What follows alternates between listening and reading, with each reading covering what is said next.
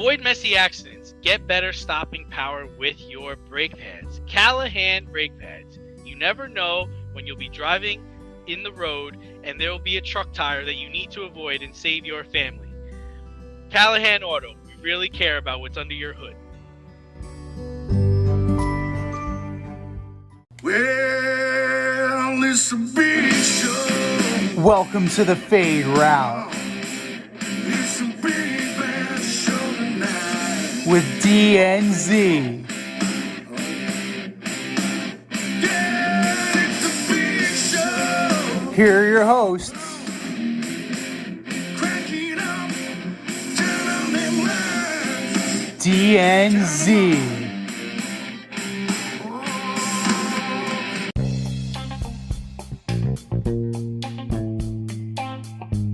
Welcome to the Fade Route with D and Z. I am D, and we have a great show for you tonight. Jets lose again. Few quarterbacks have really bad days.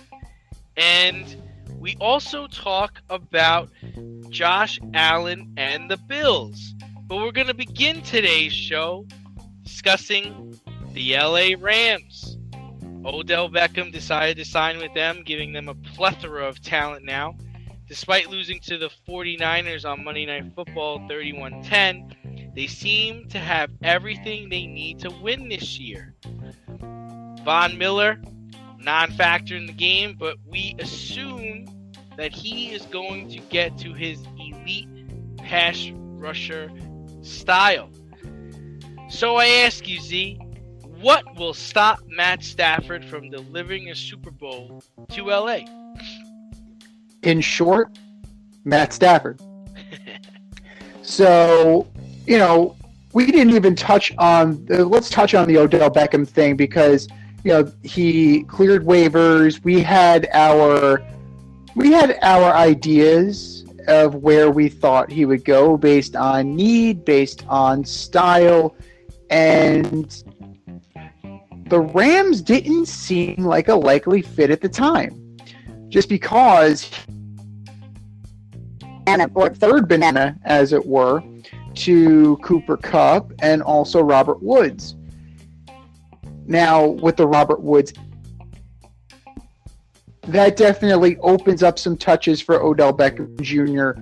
going forward, along with Ben Jefferson. It's see where this is going to go because Beckham only had 2 catches for 18 yards. Yes, it was a short week. Yes, he's unfamiliar with the system. He's trying to get, acclimated in a short time. He said he was going to return punts. At least that's what the genius said he was going to do. But in short, Matthew Stafford is going through a Detroit Matthew Stafford moment for 2 consecutive games. So he needs to clean up his mess, cut down on turnover. The one was a bad overthrow to Beckham. The other one, tip ball at the line, just, ended up in the defender's arms and it was taken back to the house. So, a fluky, but this is trending in a bad direction if you are the Los Angeles Rams. Your defense got exposed. You're down one of your main weapons. Stafford is turning into the Thanksgiving turkey. Who knows what Beckham is going to do to this locker room? So it's a risky.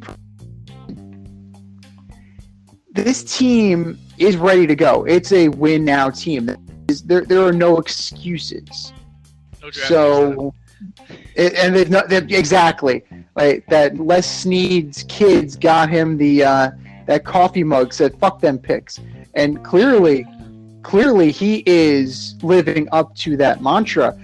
But Matthew Stafford just needs to stop being Matthew Stafford from Detroit. He needs to be the Matthew Stafford from earlier in the year, and that is going to at least get them back into the conversation. Because right now, I am not confident about what I'm seeing out of the Rams. Well, I mean, we talked about this, right? We've been talking about it for weeks. It's like, nothing really changed with Matt Stafford. I mean, he is who he is. He's got a big arm. He's a good player. But all those years in Detroit, he had talent.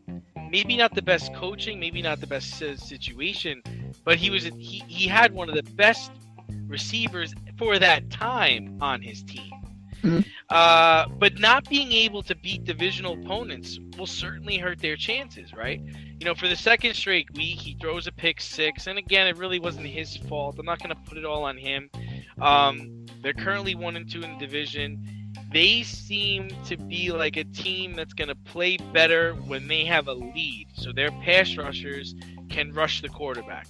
Now, Aaron Donald is more than just a pass rusher. He does clog the gaps for the run game, but he pushes the pocket very well. And Von Miller, let's just be real, he got bodied by Kittle in the game. Bodied. And he's coming off an injury. His first game back, we cut him some slack, but I mean, their linebackers are average. Their secondary is good, but that's mainly because of Jalen Ramsey. They just seem like a bunch of players right now. They don't seem like an actual team. Now, they're going to go on a bye, but I don't know if Sean McVay has the ability to pull this team together and play like a team. Because let's not forget, Jeff Fisher was there before he brought the Rams to the Super Bowl. So he kind of brought Jeff Fisher's team to the Super Bowl, right? And you got a collection of talent, collection of stars, but Washington Redskins have played this game before. That doesn't always amount to a championship. I'll defend Matt Stafford and say there were drops, there were bad plays, not everybody played their best. The 49ers were not messing around. They went, I believe, on 2 drives that were more than 11 plays long, and the Rams could just not stop them. I mean, I have the Rams defense as my fantasy defense, and I'm sitting there and I'm just like, wow, Jimmy G, just like, wow, Brandon Ayuk, okay, Deebo Samuel, okay, they had 2 running backs running. Like, there was nobody stopping anybody in that game. So I don't think it's panic time. They're clearly going to be like at least a wild card team because, the Cardinals are falling right now. Seahawks really aren't that good. So, they should be okay.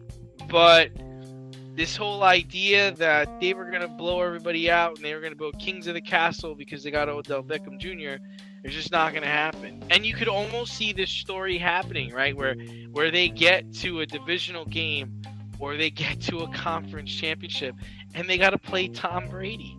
And what are you going to do? What are you going to do? For me, it's not even that they're going to be playing Tom Brady. It's not even that they're going to be playing Dak Prescott, right? They got the ball rammed down their throats. 44 rushes, 156 yards. You don't think Mike McCarthy and Kellen Moore are watching that with Tony Pollard and Ezekiel Elliott? Shit. They're prepared to run every damn down with those 2 guys. Playoff Lenny. You don't think playoff Lenny is licking his chops going against this soft-ass defense? Right. It's there. It's there. Yeah. And so there's a blueprint to beat them, and I think if you're a team that's reliant on the pass and you are down or behind, the Rams could be a problem for you. But if we're neck and neck and I can run my offense, I don't know if they're that formidable. But right. The team that's not formidable at all are the New York Jets. Josh Allen rebounded nicely by destroying them. And another team that we were a little uncertain about last week, Dak and the Cowboys rebounded themselves by pulverizing the Falcons at home. So which win was more important for their team? The Jets getting destroyed by Josh Allen and the Bills, or Dak and the boys taking down Atlanta? Both of them were total ass whoopings. Let's just call it what it was. The Cowboys had something to prove last week, and you could tell because they did not take their foot off the gas. Zeke had 2 touchdowns, rushing touchdown. Dak Prescott threw for a touchdown. I believe they also had a punt return for a touchdown. So they were on fire. But here's why it's the Bills. It's not because of who they, because I guarantee you, if you get the Cardinal Spellman pilots right now, they can probably take it to the Jets a little bit. Congratulations, Jerry. But for me, it's a bigger win for the Bills because the Patriots are keeping pace. This is what you had to be scared of when you were talking all that junk, not you, but royal you, about the Patriots and where they were going to be. Oh, they're 1-3. They're not that good.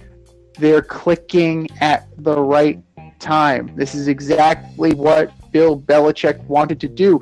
The league has once again played into the hands of the mad genius. So, the Bills do everything in their power to make sure that they keep enough distance between them and the Patriots to secure that bye or secure the number 2 behind Tennessee. So that way they'll have home field advantage and they'll be able to kind of dictate terms. Because Dallas, there's really nobody in that division, right? It's 3 scrub teams and the Dallas Cowboys. The football team, huge disappointment. The Eagles are what the Eagles are, and the Giants, they're just happy to be here at this point. And how bad do the Raiders look now because of what the Giants did to them and then what the Chiefs did to them this past week? But that's a not complete non sequitur. So the Falcons are going nowhere. The Cowboys did what they did. The Bills, they need to keep their distance from the Patriots. Yeah, I mean, I'm going to go with the Cowboys on this. I mean, the Broncos went into Dallas and almost really shut them out. And Dallas kicked around Atlanta like Atlanta was a junior varsity team. Buffalo beat the Jets. Their team's in over their head already. Like they're not any good. Atlanta's won some games. Atlanta showed some promise.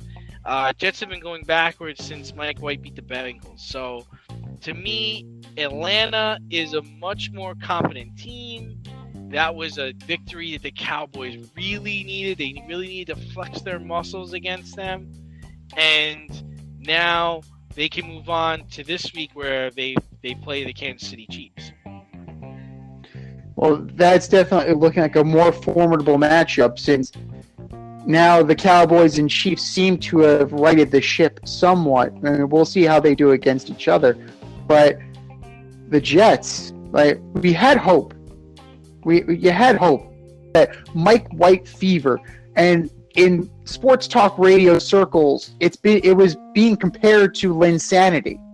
So, what are your thoughts on that? Because Mike White, 24-44, no touchdowns, 4 picks, 251 yards, benched for Joe Flacco. Joe Flacco is now starting this week. What are your thoughts on the sorry no account Jets? I mean, the whole thing is this: is Mike White went up against the number 1 defense in the NFL. All right, 2 picks in my opinion weren't really his fault. Did I expect him to beat the Bills? I was hoping he did. I didn't think it was going to be as shellacking the way it was, but how much of this comes down on the coaching staff? And then Saleh has the audacity to say this week in a press conference, it was great having a veteran presence in the quarterback room. We're going to go with Joe Flacco this week against the Miami Dolphins because he's a veteran. He's going to be able to handle their 0 blitzes. It's like, dude, The Dolphins are last in the league against the pass. The Bills are the number 1 defense in the league. Like, why would you start Joe Flacco against the worst defense and let Mike White play against the best defense if Flacco is the reason why you're this? It doesn't make any sense to me at all. It's like, what is going on? Is this guy not talking to his GM? Is this guy not talking to his PR department before he takes the podium? It's like, what are you talking about? How could you come to the podium and say all this stuff? And the immediate question should have been like, well, how come Joe Flacco wasn't in camp with you? How come you gave up a 6th-round pick for him? How come he wasn't starting if you thought he was going to give you the best chance to win? And I think this team needs to figure out, like, what is the purpose of the rest of the season, okay? Because we know what Joe Flacco is. We know what Joe Flacco was. Joe Flacco is a former Super Bowl winning quarterback. He's on the ends of his career. He might not even work next week. We don't really know. You don't know what you have with Mike White. Like, why wouldn't you let him play against the Dolphins? Play against a divisional opponent. Let's see what this is. Instead, no, they want it to be fluff so that Joe Flacco plays, okay against the Dolphins, wins, might win, doesn't matter. Next weekend, they give Zach Wilson a cupcake because he's coming to get back and he plays the Texans, which I think is a bad idea to send a guy with a bad knee down to the Texans, down to Houston to play on that field because everybody tears up their knee on that field. So I think it's a terrible idea. And then Stephon Diggs goes for almost 200 yards receiving. And the question was posed to Saleh after the game. It's like, oh, how come you guys didn't double Diggs? Oh, that wasn't part of the game plan. That's not the scheme. Hello? Are you kidding me? He's killing you. He's changed the scheme. It's not working. Is that really your excuse? We didn't want to change the scheme? Come on, man. Like, what are you talking about right now? You just going to let this guy torch you for 200 yards and 2 touchdowns? Like, you're a defensive guy. You're giving up 45, 31, 54. When is enough? When are we going to see what you're doing here? We have seen no promise. The only promise is Mike White, and you're benching him this week. I mean, come on. I'm spent. No, you have every right you have every right to feel the way you feel. It's a combination of the factors. This is part of Robert Saleh's mess, but he is inheriting the garbage. Oh, don't give me that bullshit. Don't give me that he's inheriting that. I don't want to hear it. It's not play competent football. It's not competent, Z. It's not competent. Why is it not? He's got 176 yards receiving. Put 2 people on him. Well, here's why. Douglas is putting this team together. Robert Saleh is only coaching what is there. So we still have no idea what they are. And if they're showing us what they are, then this is more an indication Joe Douglas is as a talent evaluator. So if you can put people in the best position to win, and they still can't do it because they're not talented enough to do it. We still don't know if Denzel Mims is good. They don't let him play. They don't let him play. But at the same time, the draft picks that he has made, how many of them are actually still on the team? That first draft class. 2?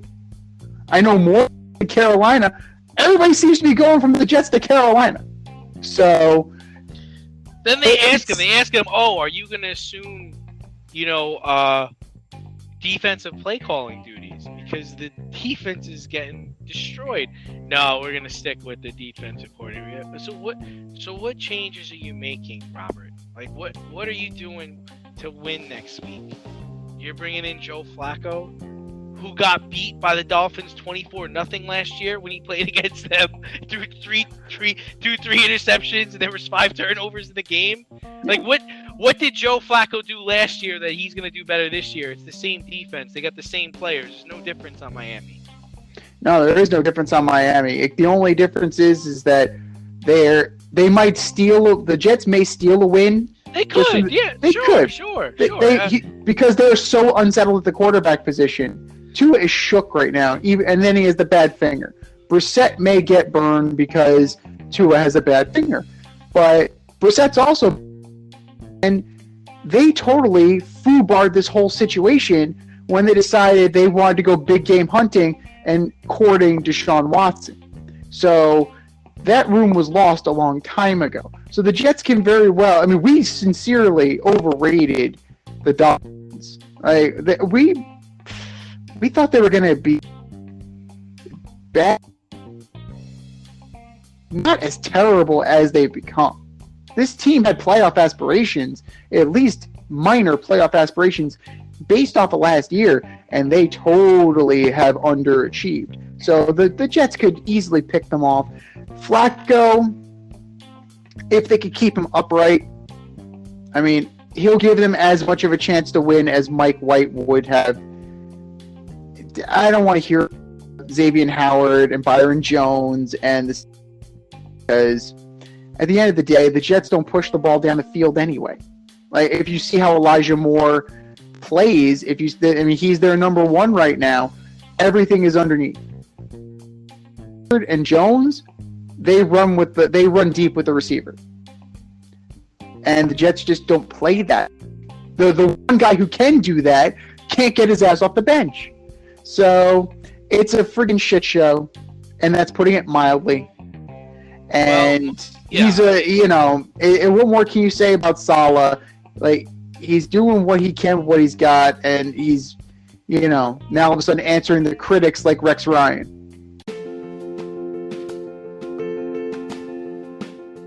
Looking to break into broadcast media, web development, social media marketing, or filmmaking? Then CSB is the program for you. From day one, you'll be trained hands-on by industry pros like friend of the show Rob Adams, whose goal is to get you trained and get you working in months, not years. CSB offers 8 and 16-week programs in small class sizes designed to give you the personalized attention you need. If you can make it in person, there are 5 East Coast locations. If you can't, they offer virtual classes too. How great is that? And once you graduate, you become part of the alumni network that gets you to the front of the line. Trust me, I'm an alum myself. Go to gocsb.com today, request more info, set up a studio tour, and who knows, you may very well be on your way to a career in broadcast media. That's gocsb.com, and tell them Z sent you. gocsb.com.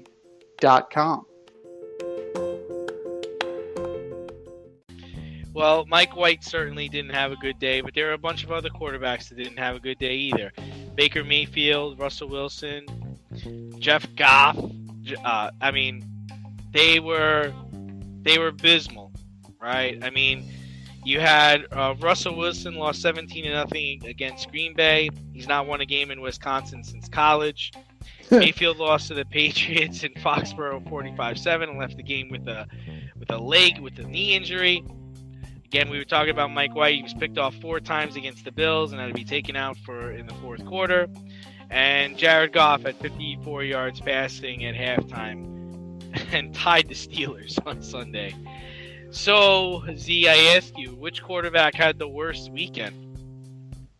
Well, they were all abysmal. It's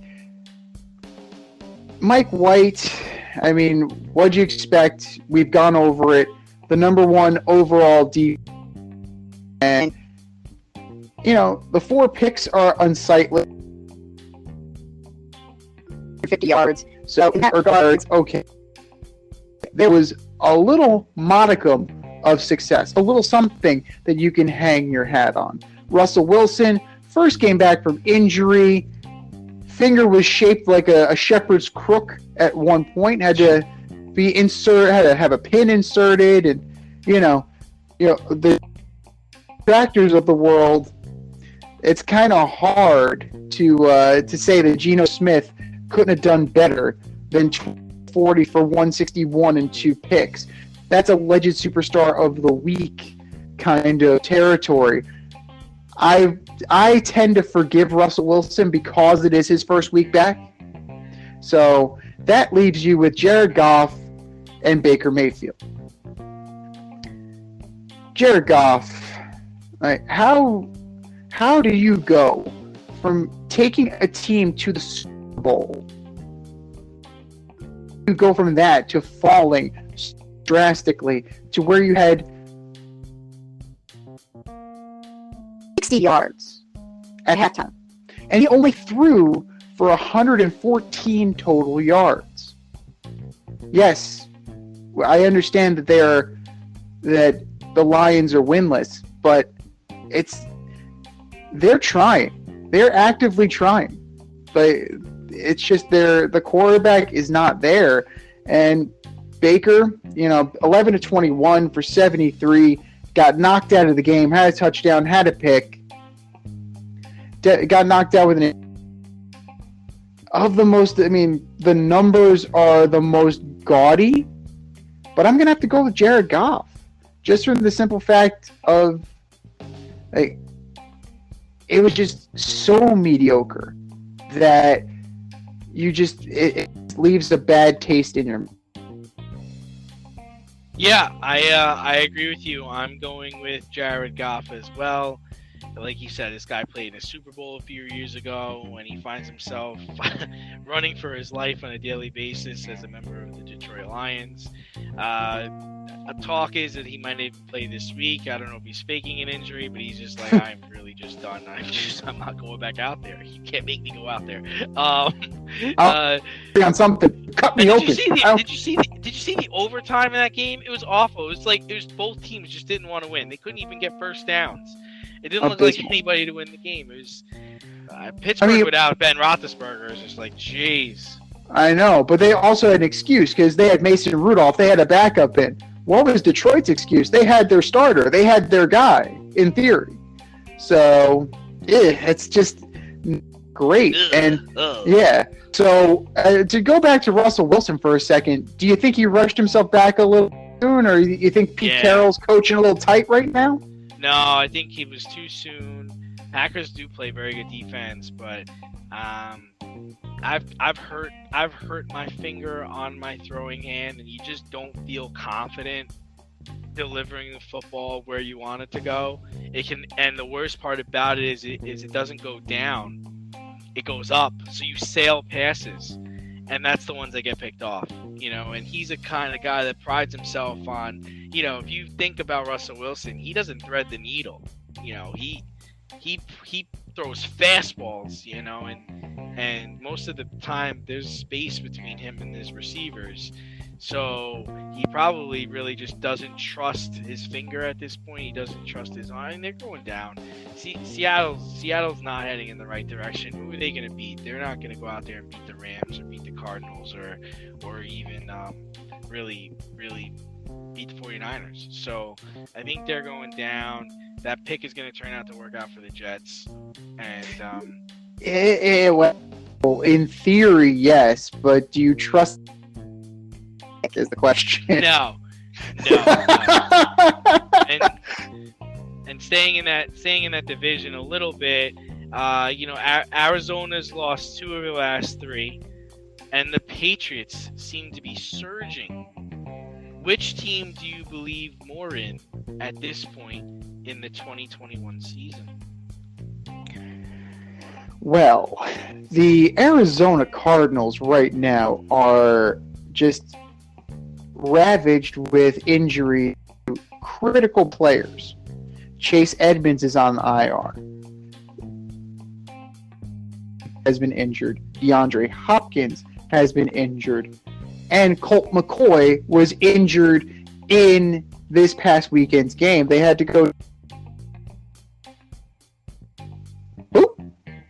So you can give Arizona a pass in that regard that you're down to your third string quarterback. Of course, you're not going to be where you need to be. So for me, I believe more in the Patriots right now because they're healthy. They are humming on all cylinders. Arizona, once Murray and Hopkins come back, they're going to need to get back into rhythm with the rest of the team. But if you're looking at the Pats, right, 14 yards per game, about 242 yards. Okay, it's good enough. 114 and a half rushing yards, good enough. What the Patriots is complementary football. Offense, defense, special teams, daring you to beat them. That is what the Patriots do. That is the Patriots way. That they've been doing it for 20 years now. Like, it's an institution. And they're playing high-level defense. They're scoring. Mac Jones making everybody look stupid right now. Taking this guy. I was having a conversation earlier with regarding the Zach Wilson thing.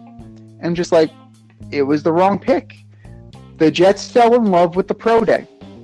You had a full body of Mac Jones staring you in the face. In a pro day, you're in shorts. You're not getting hit. Conditions are almost. You had a full body of work on Mac Jones. He was the most NFL ready. He is the most NFL ready, and it week in and week out. Yeah, I'm going with the Patriots as well. First of all, they've been in every game they've played this year, except for one, in which they lost by 2 scores, and that was to the Saints. Their losses have come against good teams for the most part, except for the Dolphins. You know, they lost to Dallas by 6, they lost to the Bucs by 2, and then they lost to Miami by 1, but that was early. And then in the last 2 games, they've outscored their opponents 69-13. They are healthy. They don't turn the ball over. They have a better coach. I just don't trust the Cardinals. The rotting carcass of James Conner runs the ball. Murray's hurt. Hopkins is hurt. Their quarterback's a baseball player, and their coach looks like he's a barista. So, I mean, I'm sticking with the surging Patriots. How could you count them out? No, and that's the thing. The Patriots rely solely on passing anymore. You know, with Brady, he can make up for a lot of mistakes, but you have Stevenson, you have Harris, you have a very good running game in New England, something that's not really talked about because of, you know, all the investments made in the Hunter Henrys and the Jonnu Smiths and the Kendrick Bournes and money spent this past year. They have a very underrated running game, and we know that Belichick likes to run the ball. Go all the way back to Corey Dillon. Ben Jarvis, Green Ellis. Antoine Smith. Always a run game established. Of late, it hasn't been that great, but they are getting back to fundamental Patriot football. They are dangerous out in the playoffs. Are you in need of air care, maintenance, or service? I have the company for you. Air Care Technicians. They service the Westchester and Northern Bronx area and can help you with all your heating and cooling, maintenance, and service needs. Just give them a call at 914-315-1547. Again, that's 914-315-1547. Or shoot them an email at aircaretechnicians@gmail.com. These guys are the real deal as they are veteran-owned, licensed, and insured. Make sure to tell them that D&Z sent you. One Patriot quarterback to a former Patriot quarterback. Cam is back! And he let everybody know. Scoring 2 touchdowns on his first 2 plays, he walked up to the camera and screamed, "I'm back," and took his helmet off, and it was great. Can Cam make a difference on the Panthers at this point in his career? Well, define a difference, really. I mean, is it going to be the Cam won the MVP and took the Panthers to the Super Bowl at this age and with the repeated shoulder injuries? No. But if you're looking for a veteran, steady presence who knows how to run an offense, then absolutely. Because what are we looking at here? We're looking at Sam Darnold, who was meh. Sam Darnold is meh, and he'll always be meh. And PJ Walker, who didn't really get much of an opportunity, but what he did get, he didn't impress. This team runs on Christian McCaffrey and Chuba Hubbard. That's what makes the offense go.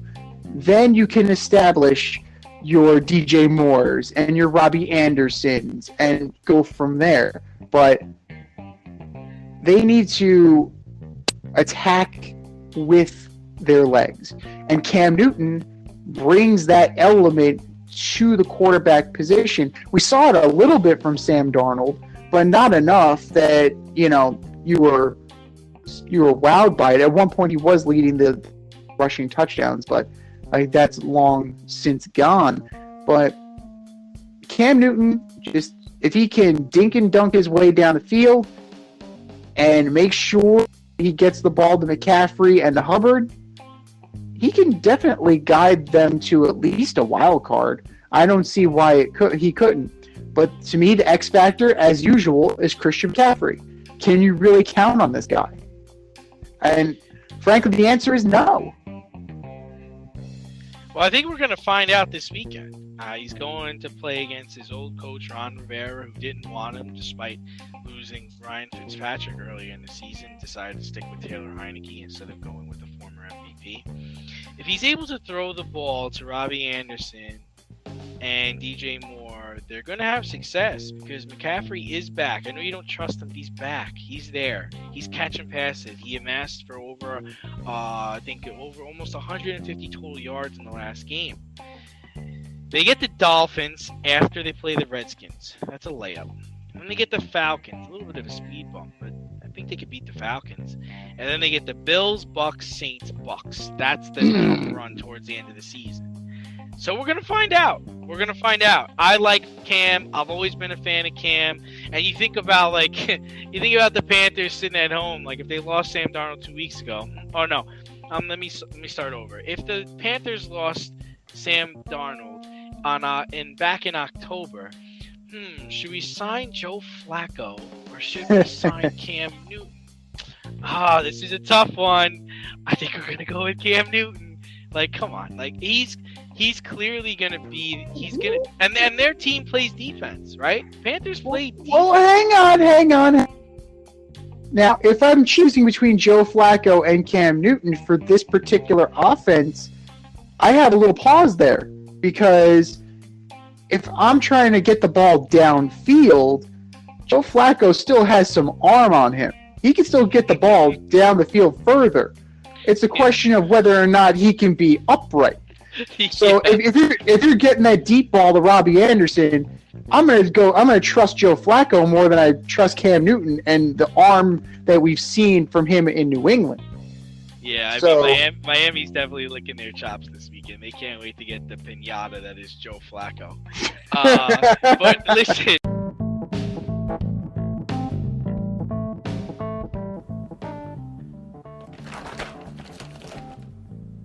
If you've ever listened to a podcast and thought to yourself, hey, I can do this, then do I have the tools for you? If you haven't heard about Anchor, it's the easiest way to make a podcast. Let me explain. It's free. There are creation tools that allow you to record and edit your podcast right from your phone or computer. No specialty training, no specialty programs needed. Anchor will then distribute your podcast for you so it can be heard on Spotify, Apple Podcast, and many more. Plus, you can make money from your podcast with no minimum listenership. How cool is that? It's everything you need to make a podcast in one place. Go to anchor.fm and get started today. That's anchor.fm. What are you waiting for? Download the app.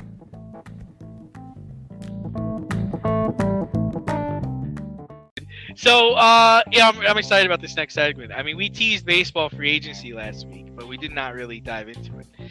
We got a great class of shortstops out there. We got Seager, Correa, Baez, Story, and Simeon, who are all listening to offers from teams right now. Where do you think each of these guys end up? That's a fantastic question because you have a lot of movement going on right now because of the simple fact that there's going to be a labor shortage. There's going to be a lockout. It's inevitable.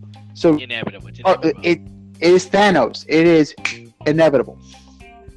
They are going to lock these guys up because who knows when this is going to end, and who knows you're going to get into camp.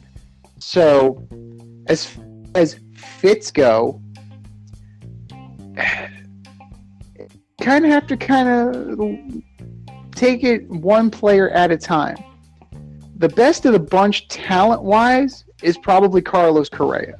He's probably going to give you the biggest upswing. Yes, he has a back issue, which does give you a little bit of pause, and it should.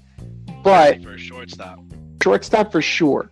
I mean, sticking in the American League, I would, if I'm Carlos Correa, I'm sticking in the American League because if my back starts flaring up, I can transition to DH because we still don't know if there will be a universal DH this coming season, and we have a coming season. So, with that, I think you always want to at the Yankees, right? The Yankees are always going to be that sexy team that guys will kind of use as leverage or just flat out take the money.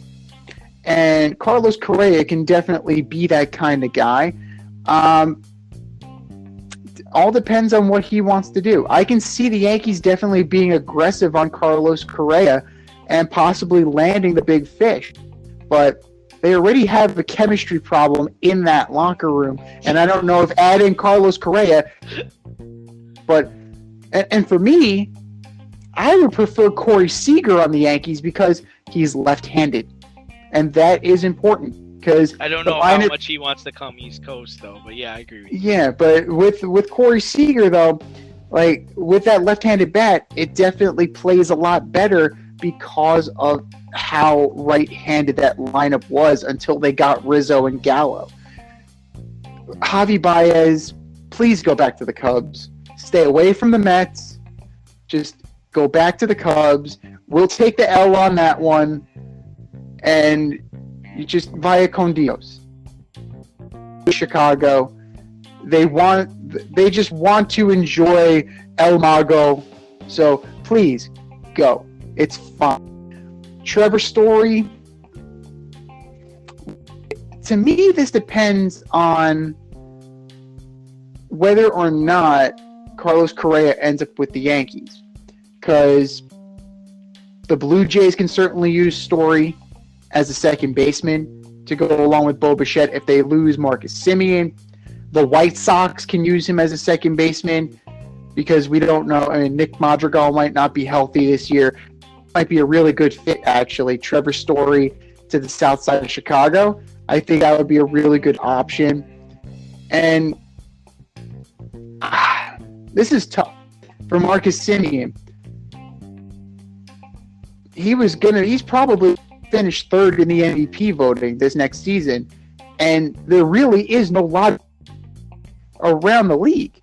Now, would you possibly go to the Tigers? I mean, the Tigers seem to be trending upward. They just signed Eduardo Rodriguez. They traded for Tucker Barnhart. They're trying to infuse that young core of players with a veteran presence. But if you do that, you know you're not for the foreseeable future. Same thing if you go to the Angels, same if you go to the Twins, so on and so forth. The A's might be rebuilding, so I don't think that's such a hot idea either. Marcus Semien, I mean, the Mariners could be a nice fit. The Seattle Mariners could always use a big bat coming in the middle of that lineup, and they're on the come. So that might be a very good get for Jerry Dipoto. But I definitely see them all kind of hovering in the American League. I don't really see them maneuvering to the National League at any point. Yeah, after Correa made his comments about Derek Jeter's Gold Gloves, I think his chances of signing with the Yankees are pretty slim now. I think Simeon to Seattle makes sense to me. Baez back to the Cubs. They're the only team that really likes him. Seager to the Yankees. Story's the one I got hung up on too. I like the White Sox for him. How about St. Louis getting in there? They could probably use one more player, right? And Correa screams to me Toronto. Toronto's looking to spend money. They were trying to get Verlander. They're going for it. Yeah, but if you're the Blue Jays at that point, do you move him to second base, or who's moving? Yeah, you move him to second base because where's Biggio play? Biggio doesn't play second base, right? He plays the outfield. He's kind of a super utility at this point. So yeah, so and he's not as good. And I could also see Correa going to the Angels because it's payday right now. It's time to get paid. He's already got his World Series ring, so go to LA. It's gonna be great for you. So that's where I really see these guys ending up, but anything can happen. And sticking with baseball, they started to hand out their hardware. 2020 awards were started giving out yesterday and continue today. Robbie Ray wins the AL Cy Young. Corbin Burns wins the NL Cy Young. Manager of the Year goes to Kevin Cash, the American League. Gabe Kapler in the National League. Rookie of the Year goes to Randy Arozarena in the American League and Jonathan India in the National League. So, what did you like? What didn't you like? What do you think, Z? Well, I was actually pretty surprised that Arozarena and Wander Franco didn't split the award and, allowing Luis Garcia to take it home.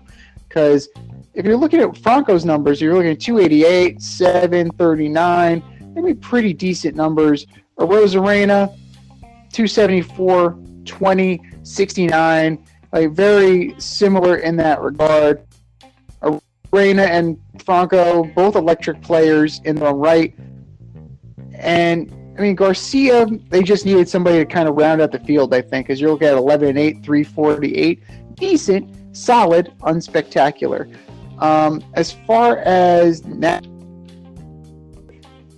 if you were going to tell me it was I would have, coin flipped that. That would be fine. Jonathan India is a fine choice. Trevor Rogers was the other guy that was rounding out the top three. Again, they just needed somebody. 7-8 with a 2.64 ERA. Good peripheral numbers. But, at that point, they were filling it out. Manager of the Year. Time ever. And the American League Manager of the Year is 1 consecutive years. So, at this point, this is like LeBron and the MVP. Kevin Cash here because he's you're not really comparing LeBron James to Kevin Cash, Z, are you? Well, I'm comparing for the simple fact that LeBron James can win MVP. Not this year. Not this year, but not this year right now. Give him time, but because he has so little to work with in payroll and what they do in that organization. It is impressive. It's impressive every year. It is. Gabe Kapler, the San Francisco Giants were really not supposed to do anything this year. No, we had them pegged for third, right? Yeah, exactly. It was in a distant third at that. So for them to go from distant third projections to having the best record, I gotta say, Gabe Kapler, you earned that one. Best record and franchise record in wins. Very impressive. Very impressive. So you got that one. Congratulations, Gabe. Corbin Burns for Cy Young? No. Sorry, Corbin. For me, that's Max Scherzer's award. You're keeping it warm for him. He went from the Nationals to the. Yes, his arm went dead at the end of the year, but if you look at the numbers, they were phenomenal. Robbie Ray, I can't really argue with. Lance Lynn, fade stretch, and Garrett Cole. Garrett Cole shouldn't have been there to begin with, in terms of just being on that list. So he was there just to fill out, just to fill out that third place vote. And it was funny because MLB Network had them on. Had Lance Lynn, they had Robbie Ray, and Cole, because he knew he wasn't winning, so he didn't even bother to come on.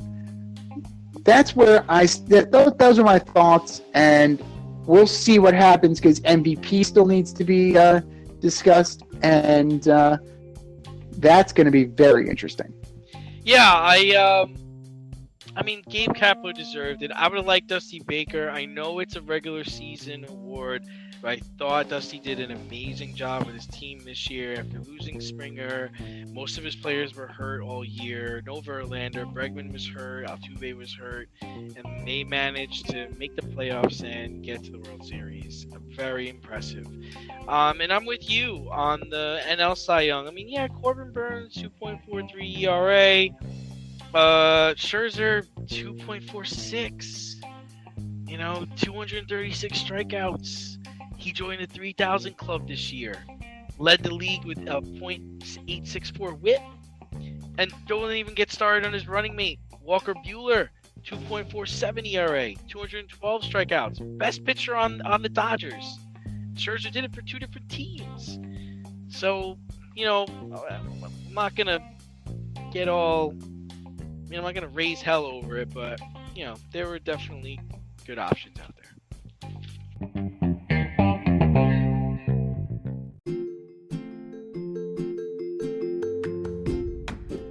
You can't help but smile when you see a balloon. The simplest occasion is a party. Westchester Pop Stars, located in New Rochelle, New York, offers balloon styling and decor for all life's events. Birthdays, anniversaries, weddings, showers, school and corporate events, store openings, or just because. Westchester Pop Stars takes balloons and shapes them into works of art, creating decorative installations for your special occasions. No event is too big or too small, and their custom personalization service is top-notch. Westchester Pop Stars is a private studio, quickly expanding. In-person consultation is by appointment only. Send an email to westchesterpopstars@gmail.com for more information or to schedule an appointment. No need to hire an event stylist. All you need is balloons. Currently servicing Westchester, Putnam, New York City, and Connecticut. To find Westchester Pop Stars, search for them on Instagram, Facebook, or Google.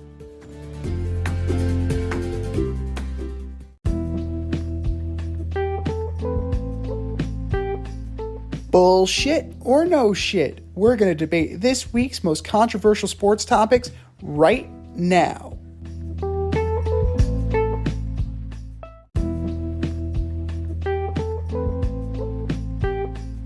All right, boys and girls, you know the rules.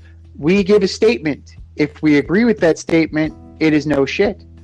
If we disagree with that statement, it is bullshit. Are you ready, D? Ready, Freddy. All right, bullshit or no shit. Number one, it is good riddance for Noah Syndergaard for the New York Mets. I'm going to surprise you on this. I'm going to say it's bullshit. Listen, I know he just had Tommy John surgery, and, he's an okay pitcher, but I really think he's going to do well for the Angels. I mean, they are paying him a lot of money. I think it's $21 million. I didn't realize he came to the Mets from Toronto in the R.A. Dickey deal. I didn't realize that. And the Travis d'Arnaud. Yeah, and Toronto was trying to get him back. They wanted him too. And the Yankees were involved. The Red Sox were involved. There were a bunch of teams vying for him. I think he's a good pitcher. I know you're kind of down on him the last couple of years, but I do think he's good. I think he's going to be missed, so I'm going to go bullshit. I'm going to go no shit on this, just from the simple fact. Yeah, I know, you're shocked. 47-31 career, 3.32 ERA. Yeah, he's got a close to 3 ERA for his career. That's impressive. For a power pitcher, he's a power pitcher. He has no finesse. It's easy to have that and keep it when you don't pitch. He is the Christian McCaffrey of baseball. So if you look at the numbers. They're impressive somewhat, and then you have garbage. So that's another T-shirt. Impressive somewhat. Exactly. I mean, if you're looking at like a 4.28 ERA, 2.97, one in a small sample size there. He only had 7 starts, only pitched 30 and a third innings in 2017. He missed 2020. He's never thrown. I mean, he threw 197 innings in 2019. Respectable, but also that was his worst ERA year. The strikeouts are impressive. You got to do more than strike people out. And if you look at it, he had 194 hits given up in 197 and 2/3 innings, 148 hits and 154 and a third, 188. His best year was his rookie year, 126 hits allowed in 150 innings. For as hard as he throws, they can square him. And as far as health goes, I'm sorry. I'm not giving you $21 million for a team that's already strapped with pitching issues. I'm not giving you that money off of 2 innings. 2. No, absolutely not. Will he settle in behind Ohtani? Yeah, he will. But is that going to translate to success? Most likely no. It's addition by subtraction in the Mets clubhouse, in my opinion. And this just put Steve Cohen to bring back Marcus Stroman, because he actually delivered the goods. I was concerned about this year, but all in all, he performed as well as he could, and a better priority from the simple fact that your greatest ability is your availability, and Stroman's been there. Syndergaard has not been. Bullshit or no shit, number 2. The Mets bring in Epler. It doesn't even matter. No, I'm gonna say bullshit. I think it matters. I do think it matters. I'm not a big fan of this hire. I mean, it seems like he made a mess of the Angels, and he spent 12 years with the Yankees. I don't see what this guy's gonna do good for the Mets. I would have liked to see them go in a different direction. I'm gonna say no shit on this.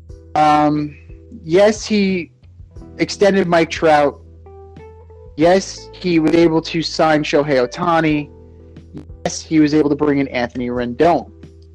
But in the 6 years that Billy Epler was the GM,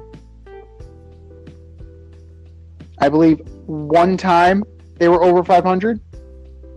One time. That's not good enough. With the amount of talent amassed in that locker room, with your Uptons and your Simmonses and then your Rendones and your Pools, your Trouts, your Otanis. At one point you had Tyler Skaggs there before he overdosed. There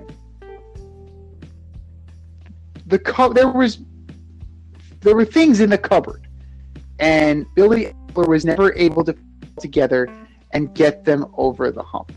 So he's coming to a situation where he's got a billionaire owner who's hungry to win, a fan base that's hungry to win, and a group of guys that are just not getting it done right now.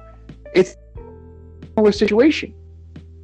So it gives me pause to anything positive will come out of this because he's going into a similar situation.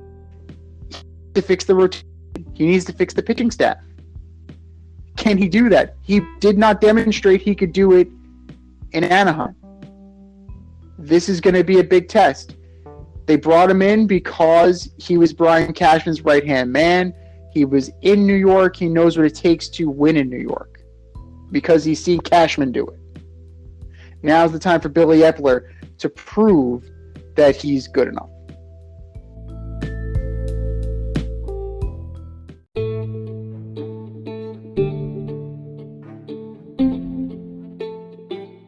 You can find the Fade Route on Facebook now. Check out our Facebook page, The Fade Route with DNZ. It's a one-stop shop for everything we do.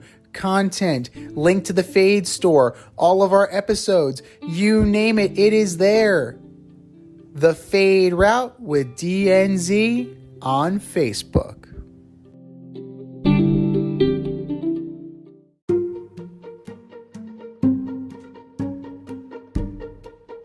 The Fade Store presents the Alleged Superstar of the Week Award.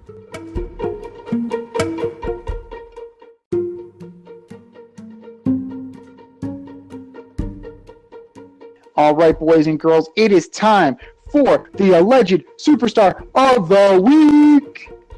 If you want to be involved in the process, go to our Twitter page at the end of the show. We will have our nominees up, and you can vote in our poll. Do you know who won last week, D? I do, Mr. Aaron Rodgers. That is right. We have a two-time yes, award winner, and that is Captain COVID himself, Aaron Rodgers. Congratulations, sir. You take home the ass for last week, but who is going to take home the ass this week? Your nominees, D.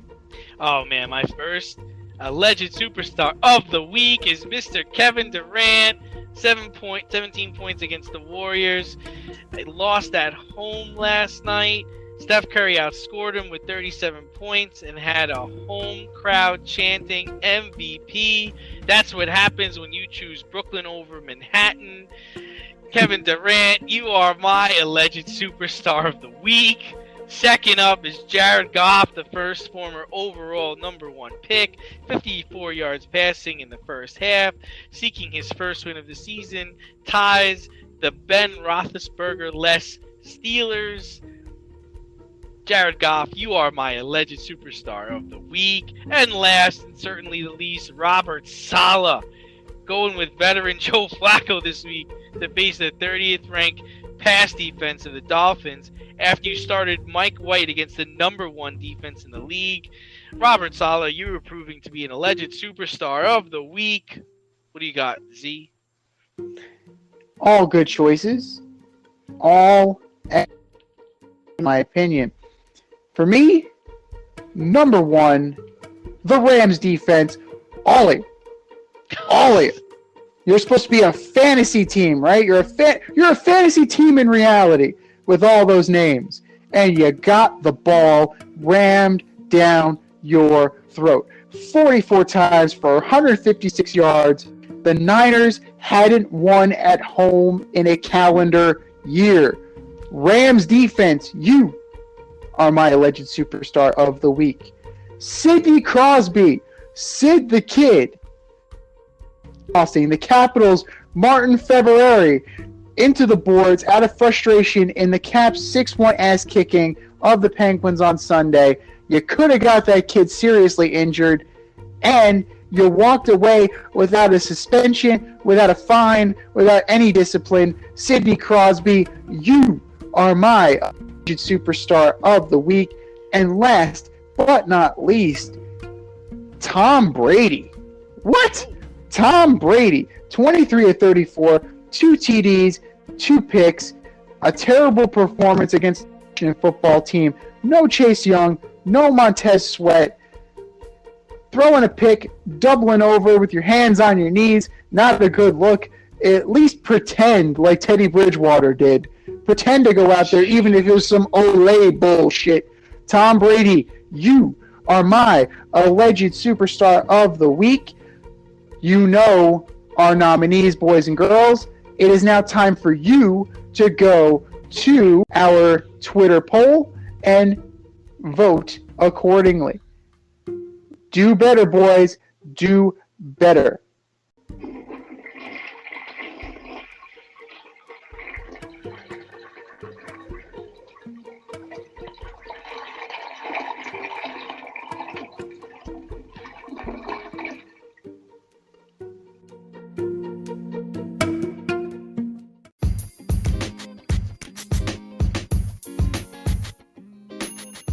Your favorite podcast has its own merch line now. Go to teespring.com, type The Fade Store into the search bar, and have access to our sweatshirts, t-shirts, long sleeve shirts, tank tops, and much more on the way. That's teespring.com. Type in The Fade Store at the search bar and show your boys some love.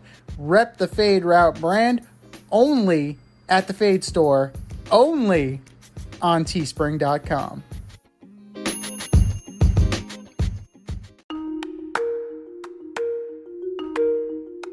Let's run the option and give you our picks for the week.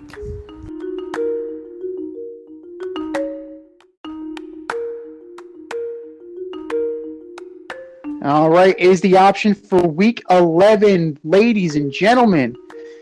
How'd you do last week, brother? Awful. I think I went like 5-9. It was terrible. Well, it all depends how we want to count the tie, because I don't think I didn't count it at all, actually. Yeah. So if that was the case, I went 6-7-1, counting the tie. So not great. We definitely have some room to improve. But guess what? So does every team in the NFL. This shit is wide open, boys and girls. On the bye this week, you have the Broncos and Rams. So adjust your fantasy teams accordingly. A Super Bowl rematch. The 6-4 Pats go into Atlanta to take on the 4-5 Falcons. Patriots keep rolling. I think the Falcons are going to be without Cordero Patterson. At least that's what it looks like right now. This is going to be a whooping. The Patriots all cylinders right now. The Falcons have no defense to speak of. A short week after getting blown out by 40. Not good for the Falcons. Pats take this one handily. Sunday. The 5-4 Saints go into Philly to take on the 4-6 Eagles. Tough one, but I'm going to take the Eagles.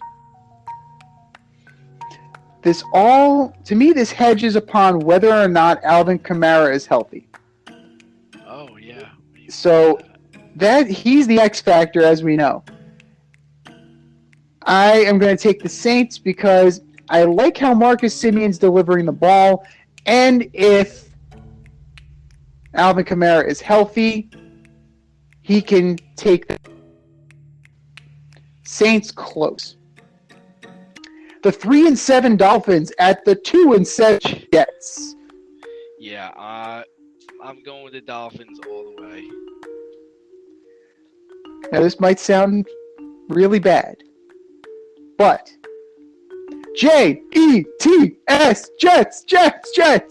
The Jets are going to pull this off this week and totally fuck with everybody. We're going to start off the show next week with that little clip of you picking them and chanting that. Hey, you know what? Snapboy, I hope you recorded that. That's how we're starting the show next week. We're going to speak it into existence. That's going to happen because at this point, it's complete and utter chaos. That is what I expect out of Florham Park to get. And you know what? It's just crazy enough that it could happen. 6 Washington football team at the Carolina Panthers.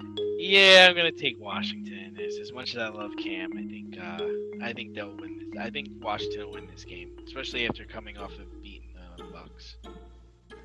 This is tough because you're missing your two best pass rushers, allegedly anyway.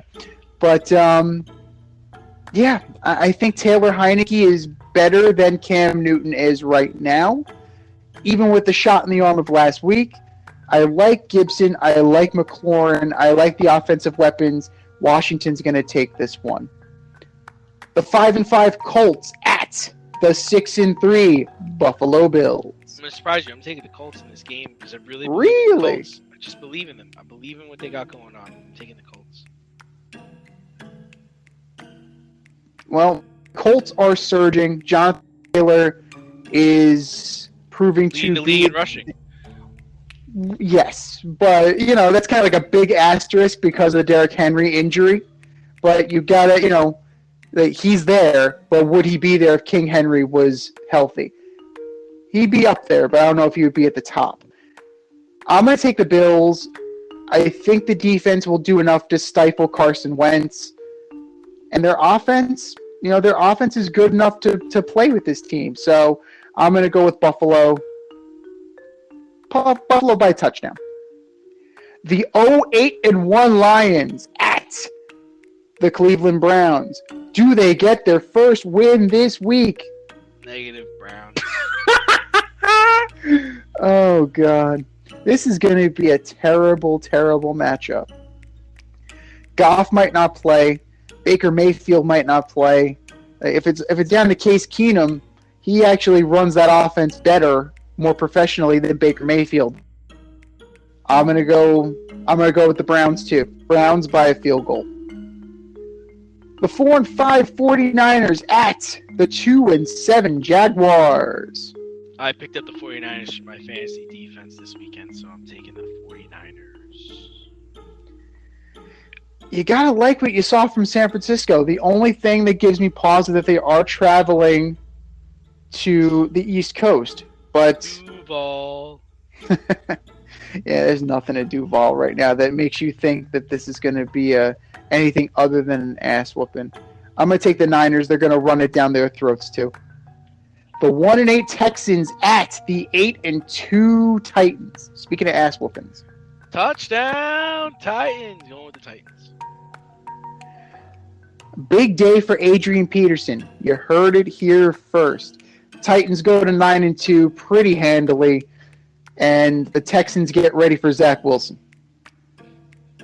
8-2 Packers at the 4-5 Vikings. Taking the Vikings. Vikings getting healthy. They're getting Peterson back. They're getting their safety Smith back, and the game's in Minnesota. Rodgers battling a toe injury. Rodgers battling a toe injury, and then you also have Whitney Merciless with his biceps. He's out for the year. Done. Aaron Jones is going to miss this game, so it's going to be a heavy dose of A.J. Dillon. Which I'm starting on my fantasy team. There you go. Start accordingly, boys and girls. You heard it here. I think they'll be able to hold off the Vikings, even though the Vikings are getting healthy. The 6-3 Ravens at the 3-6 Chicago Bears. Ravens, even though I was tempted to take the Bears. They're coming off that loss to the Dolphins. That was embarrassing. I think the Ravens get right, and the Bears still flounder. 4 o'clock. We are in the 4 o'clock hour now. The 5-4 Bengals at the 5-4 Raiders. Bengals. The Raiders have looked like absolute dog shit the past 2 weeks. Started by the New York Football Giants. Thank you very much. I'm going to take the Bengals too. I don't think they have an answer for Burrow to chase. The 8-2 Cardinals at the 3-6 Seahawks. Cards.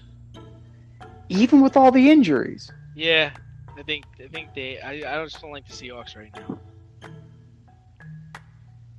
It's tough.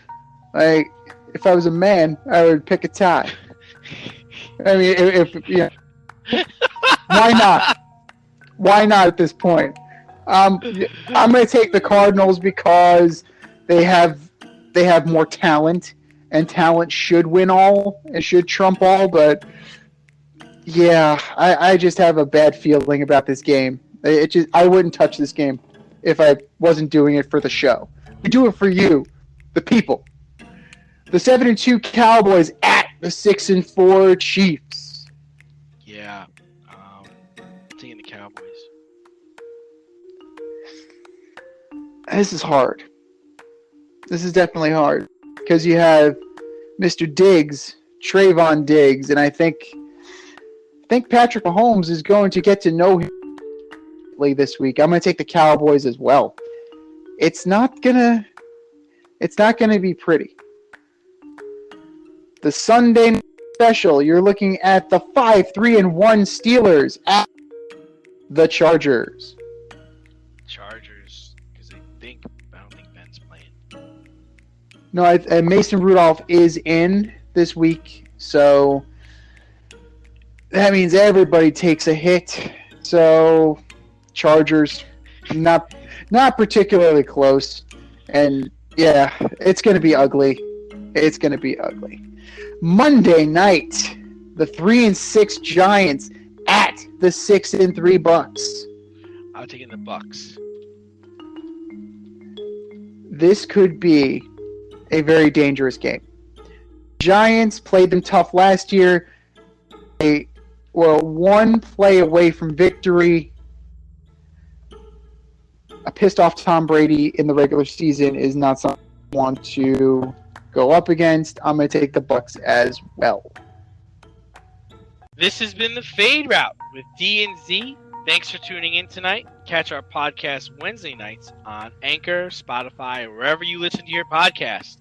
So until next time, stay faded, everyone. We'll talk to you next week.